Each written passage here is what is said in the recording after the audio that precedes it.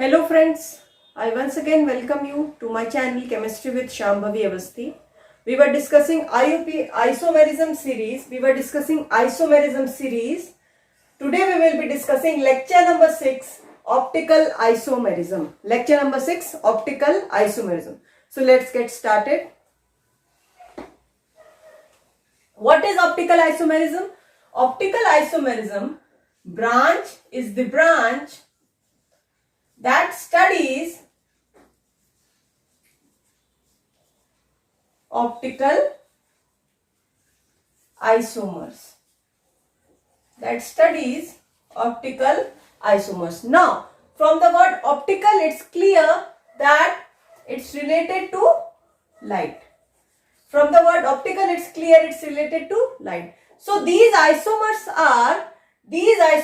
are those isomers which have same molecular formula, same structural formula, same physical properties, same chemical properties, but their behaviors towards light, that to a special kind of light, that is plane polarized light, differ. Okay, these isomers are isomers which differ with one another due to their behavior towards light. Rest all the properties of these isomers are same. So these isomers will have same molecular formula, structural formula, chemical properties, physical properties. Okay, these all will be same. These all properties will be same. But how they will differ? They will differ in their behavior towards light. And which light? Plane polarized light. Okay, so they will differ in their behavior towards plane polarized light. Now the question arises, what is plane polarized light? Now I will tell you that.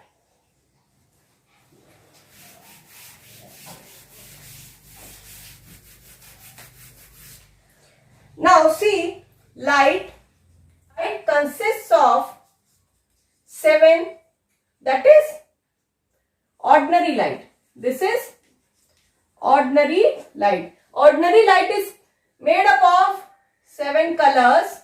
Okay, and these are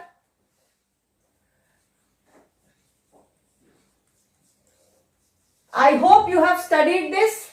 These are the colors of a rainbow. So if we pass an ordinary light through a prism, then it would split into 7 colors.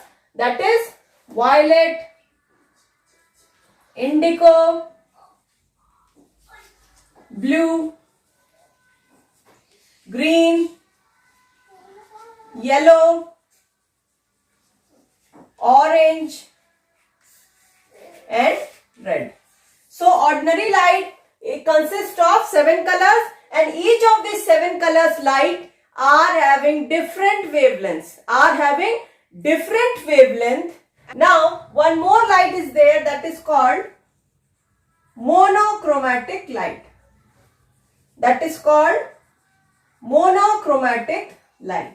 Now what does this light means? This light means that it will have only one color. That will have only one wavelength. Okay, but both of them are same in one aspect, is that they are vibrating in all planes.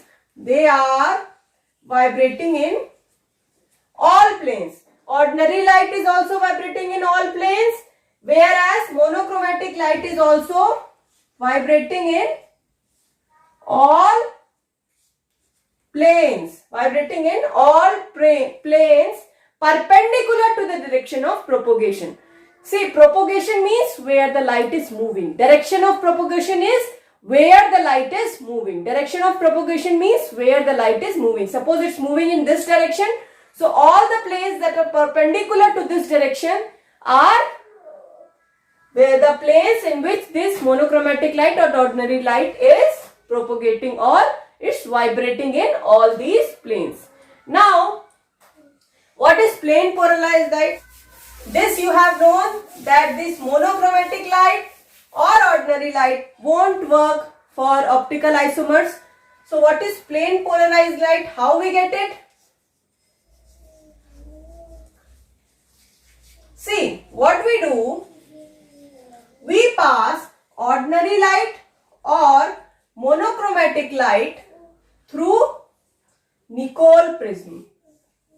Through two prisms that are joined together, and this is called Nicol prism. This is called Nicol prism, that is calcite. This prism is made up of Iceland spar or calcite, that is crystalline calcium carbonate. Okay. So when we pass this light through this, what will happen? When we pass the light through this, what will happen? We will get a plane polarized light. What is plane polarized light? It means now the light you are getting, it will be vibrating only in one plane. It will be vibrating only in one plane. The light you are getting on passing ordinary or monochromatic light through a Nicol prism, we get a plane polarized light. Okay. It will be vibrating only in one direction, only in one plane, only in one plane, only in one plane. So this is plane polarized light, and this Nicol prism is called polarizer. Polarizer. This Nicol prism is known as polarizer because it polarizes ordinary or monochromatic light. What does Nicol prism do? What does Nicol prism do? It cut all the other planes. It cut all the other planes, and the light we get now propagates only in one plane. Only in one plane. I hope this point is clear. Okay. Now we will see. Now one question arises, what are optically active substances? Now we will be telling you what are optically active substances. Now we will look what are optically active substances.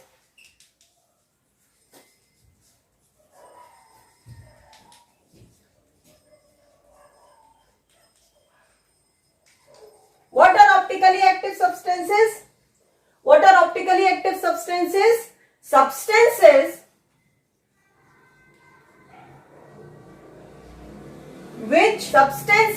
which can rotate the path of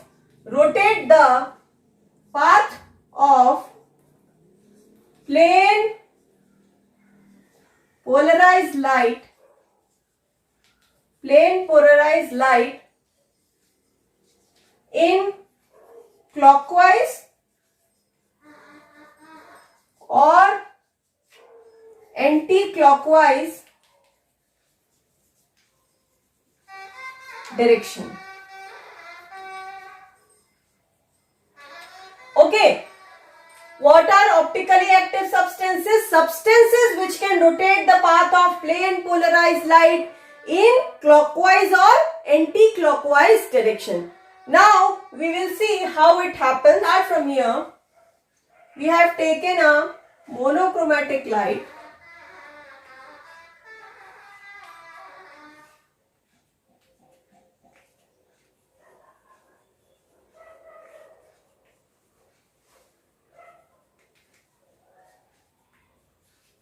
We have taken a monochromatic light, then we are passing through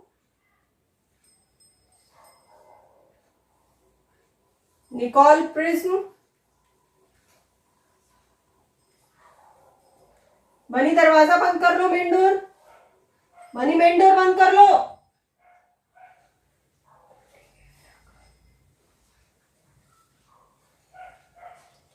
Then what we are getting here? We are getting here plane polarized light. Now what you will do, you will take this plane polarized light and you will pass it through an instrument called polarimeter tube. We'll take plane polarized light and we'll pass it through polarimeter tube. In this polarimeter tube, you will take the substance whose optical activity you need to check, whether it's optically active or not. Okay, you will make a solution of that substance and you will fill it in polarimeter tube. Okay, then this is the setup. Okay, now what are the results you will be getting? See, this is the setup. We have taken the monochromatic light, then we have passed it through Nicol prism, then we are getting the plane polarized light, then we are passing the plane polarized light through a substance whose optical activity you need to check. We make a solution of the substance whose optical activity we need to check and we fill it in polarimeter tube and then we get the result here. We get the result here. Okay, so what are the results possible that I'll tell you? First result that is possible,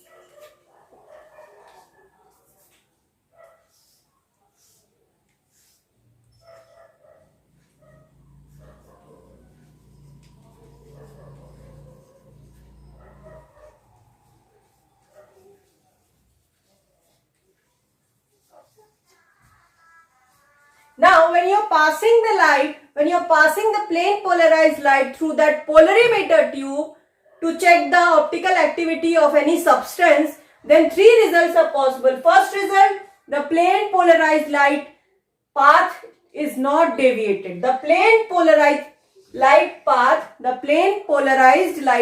is not deviated. It means it's unaffected. So the substance is optically active. So the result you are getting that the substance is optically inactive. Substance is optically inactive. Second is that the path of the plane polarized light is rotated clockwise.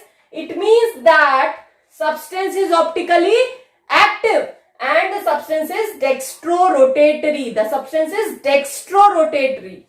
Third result that is possible, that it is deviated from the path. The light is deviated from the path in the anti-clockwise direction. It means that substance is optically active but it is levorotatory. It is levorotatory. I hope this point is clear. When you are seeing any optically active substance and if it's deviated, okay, you are seeing any optically active substance and if it's deviated from the path, it's deviated by an angle. See, look here.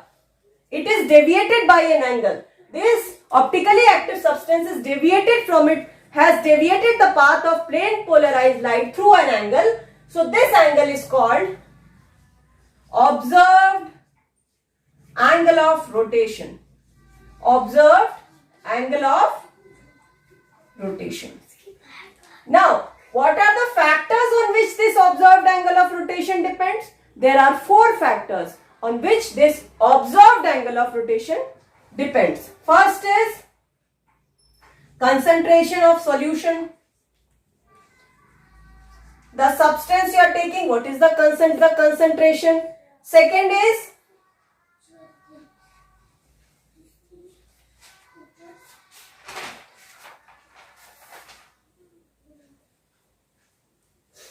length of tube. Second is the length of the polarimeter tube. The polarimeter tube you are taking, we need to know the length of that polarimeter tube. With this length, this angle will deviate. Third is wavelength of light. Wavelength of light. What is the wavelength? What is the wavelength of the plane polarized light? That is also a factor. Fourth is temperature. Fourth factor is temperature. So, these are the four factors on which this observed angle of rotation, or we call it as alpha. This depends. Okay. Now, what you will do, we'll fix all these parameters. We'll take concentration of the solution as constant, length of tube as constant, wavelength of light as constant, and temperature also as constant. Okay. Then we take out the angle of rotation, and that angle we call it as specific angle of rotation. We take temperature as 293 Kelvin. We take wavelength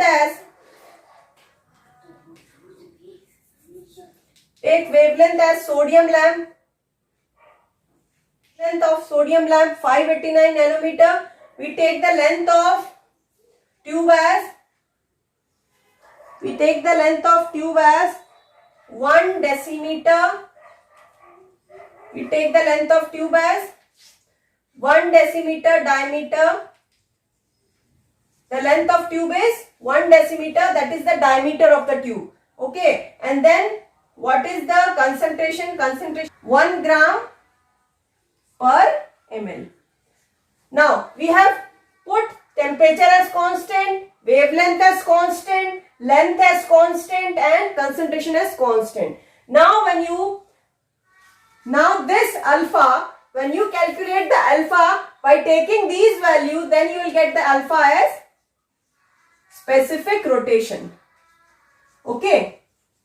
Then the alpha or the angle of rotation will be called as angle of specific rotation. This will be called as angle of specific rotation. Now the formula for angle of specific rotation will be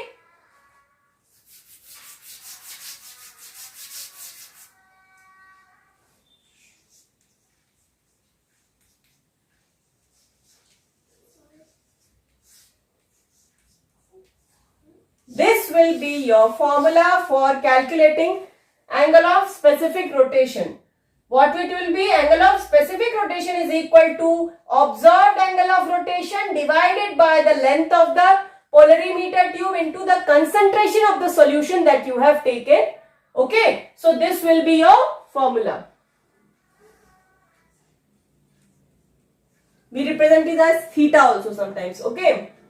I hope this is clear. No? How to know compounds are optically active or not? Compounds optically active or not? Now how you will decide whether any compound is optically active or not? Now this gives rise to a term, that is disymmetry. Okay. Disymmetry. If any compound is disymmetric, that will be optically active. Now what is disymmetry? Disymmetry means if you take one hand, you have this hand. Okay. When you are forming the mirror image of this hand, this will come like this. Look here, if we take one hand and we are forming a mirror image of that hand, then what will happen? This thumb will come here. Okay, when you place this image on this image, it won't be superimposable. It means it won't get like this. Okay, it will get like this. The thumbs will come out. It means they are not superimposing. superimposing. Okay, so this is disymmetry. Now disymmetry means that you can't divide any molecule, we can't divide any molecule into equal identical halves that are similar to each other. Okay, disymmetry means there is no plane of symmetry. Disymmetry means that the molecule is unsymmetrical. Disymmetry means that the mirror images of any compound won't be superimposable. Like in case of our hands, they do not form a superimposable mirror image. So they have a non-superimposable mirror image. They have a non-superimposable mirror image. So disymmetry, you can say that it is unsymmetrical. You can say that it is unsymmetrical. Here you cannot divide a molecule into two identical halves. Okay, so the compound is disymmetry. Look here, for disymmetry I want to explain this to you. Suppose this is a molecule. Now you can see 4, so you can divide it. Okay, this is the plane of symmetry. 2 molecules in one portion, 2 molecules in other portion, equal identical half. So when plane polarized light passes through it, what will happen? It will go undeviated or unaffected. Why? Because it is symmetrical. The molecule is symmetrical. It will have a superimposable mirror image. Okay, so it will be optically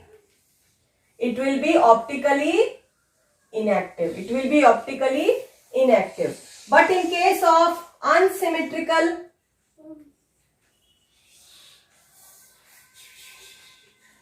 see, this is unsymmetrical. When plane polarized light passes through it, then it will get deviated.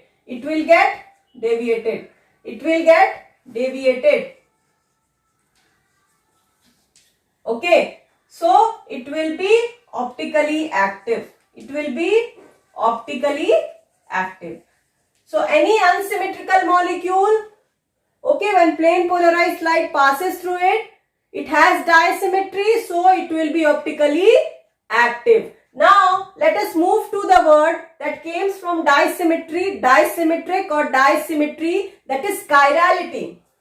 In 1874, Van 't Hoff and Liebel gave the term chirality.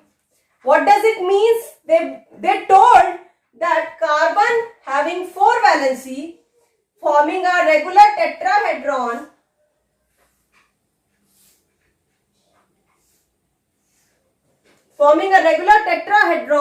if all the 4 valencies of carbon fulfilled by different molecules or different atoms, if all the molecules A is not equal to B, is not equal to C, is not equal to D, if all these atoms or molecules are different, then that is a chiral center. That is a chiral carbon.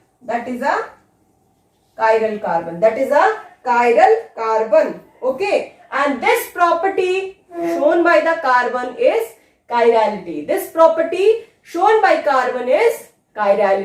So what is chirality? Property of the carbon to have a chiral center or chiral carbon, or where all the valencies are fulfilled by different molecules or atoms, okay, is known as chirality. Lactic acid, or you can say 2-hydroxypropanoic acid.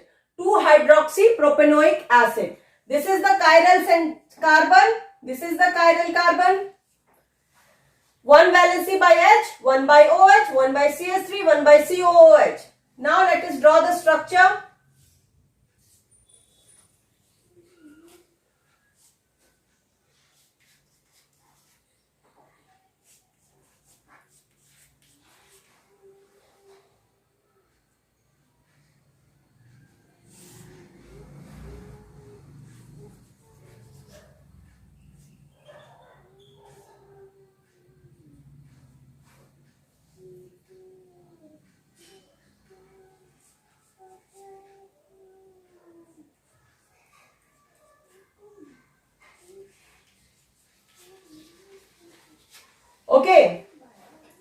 these are the two isomers. These are the two isomers. This is dextrorotatory and this is levorotatory. This is dextrorotatory and this is levorotatory. Now, how I am deciding the dextro and levorotatory, that I will be telling you in the next lecture. But till now, you know that this is the chiral center and it will have two isomers, or we can call it as enantiomers. What we call it as? Enantiomers. What we call this pair of optical isomers as enantiomers. Enantio means opposite. Enantio means opposite. Enantio means opposite. So, they are rotating the light in different direction, in opposite direction. So, the term comes enantiomers. One is rotating in the right hand side, clockwise direction. One is rotating in the left hand side, anti-clockwise direction. So, they are opposite isomers. So, they are called enantiomers. Understood? Now, what are the, how to identify whether a carbon is chiral or not? Now, I will tell you how to identify whether a carbon is chiral or not. So, two important properties of chiral carbon. First is sp3 hybridize. Any chiral carbon will always be sp3 hybridized. Any chiral carbon will always be sp3 hybridized. Second, all the valencies are fulfilled by different atoms or molecules. Okay, two important properties of chiral carbon. First, that a chiral carbon should always be sp3 hybridized, and second, that all the valencies of the carbon are fulfilled by different molecules or atoms. Point is clear? This point is clear? Okay. Now, what are the conditions for chirality? Condition for chirality.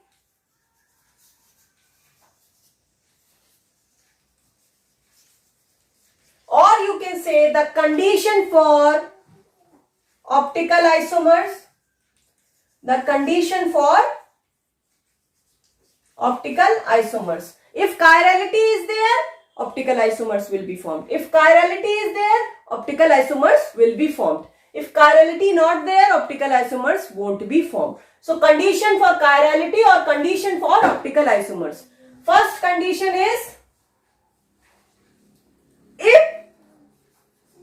if there is one chiral carbon, if there is one chiral carbon in the molecule, if there is one chiral carbon in the molecule, then chirality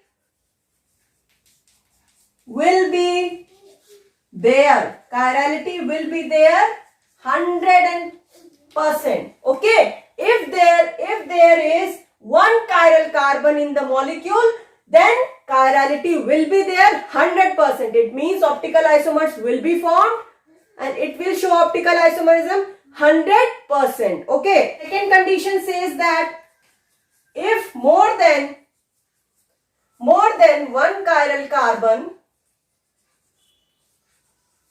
if more than one chiral carbon present, then what will happen? If more than one chiral carbon is present, then check whether symmetry elements are present. Symmetry elements are there or not. Okay. If more than one chiral carbon is present, then check whether symmetry elements are there or not. Now, what are symmetry elements? Now, I will tell you. Okay. Basically, two symmetry elements.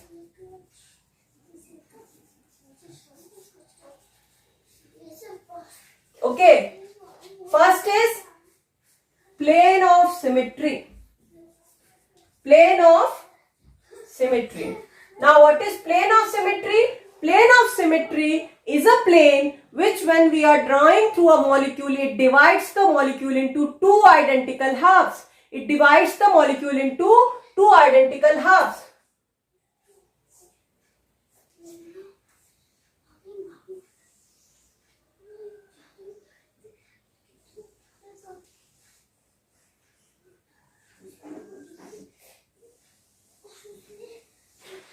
See here, if you take this example, these all are plane of symmetry.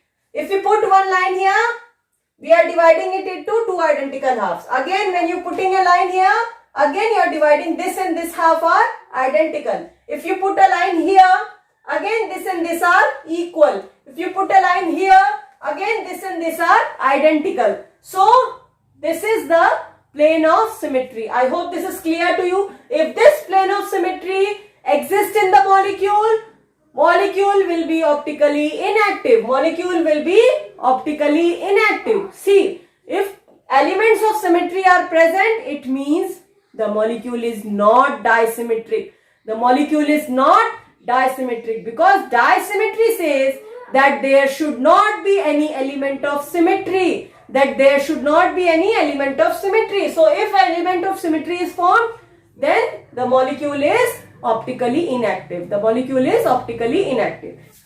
The second element is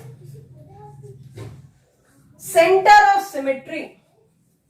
Center of symmetry. Now, what does it say?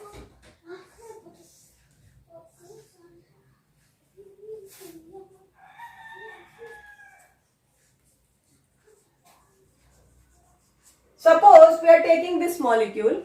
If we put a point here, okay, this is the center of symmetry. This is the center of symmetry. Center of symmetry, what does it say? If you draw a line from this center, okay, then the distance of molecules, means this distance that we mention as x, this distance that we mention as x dash, this distance y, and this distance y dash. So, x is equal to x dash, y is equal to y dash. It means this is the center of symmetry if through which we draw a line, and then when we take the distance of the molecules present in that compound, then you will see that they are equidistant. This COOH from this point is x, and this COOH from this point is x dash, and x is equal to x dash. It means both the groups are equidistant from this point. Then this CH3 and CH3, we have taken it as y and y dash, okay, and y and y dash are equidistant. It means y is equal to y dash. It means CH3 are equidistant from this point. So this is center of symmetry. If this center of symmetry occurs in any of the molecule, then the molecule will have an element of symmetry. It means it is not disymmetry because it has an element of symmetry. So it will be optically inactive. Okay. So either POS is there or COS is there or POS, COS, both are there. Plane of symmetry present, optically inactive. Center of symmetry present, optically inactive. If both plane of symmetry and center of symmetry are present, optically inactive. Either they are present alone or they are present together. In both the cases, the compound is optically inactive. Now, let us take some examples where we will be deciding whether any compound is optically inactive or optically active. Students, there are three examples. This is example number 1, example number 2, and this is example number 3. Now, we have to decide whether they are optically active or not. In this example,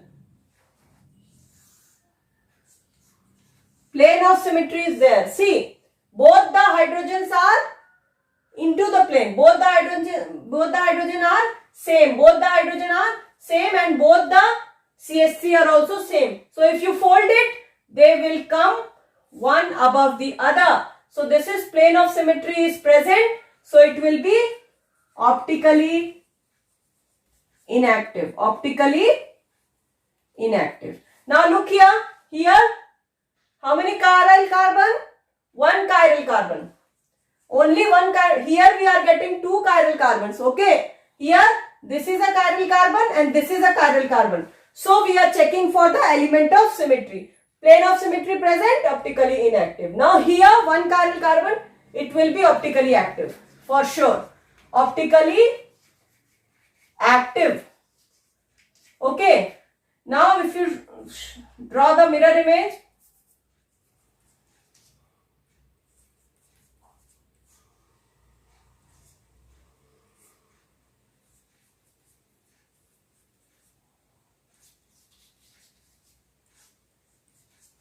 Okay, so these will be the two isomers. These will be the two isomers. Now look here. Look for this. Is there any plane of symmetry? You may say that this may be plane of symmetry. But look here, students. Here the position of bonding is changed. One is into the plane and other is outside the plane. This is outside the plane. It's coming. Suppose this is an XY plane. So one molecule is going into the plane and one molecule is coming from the plane. Okay.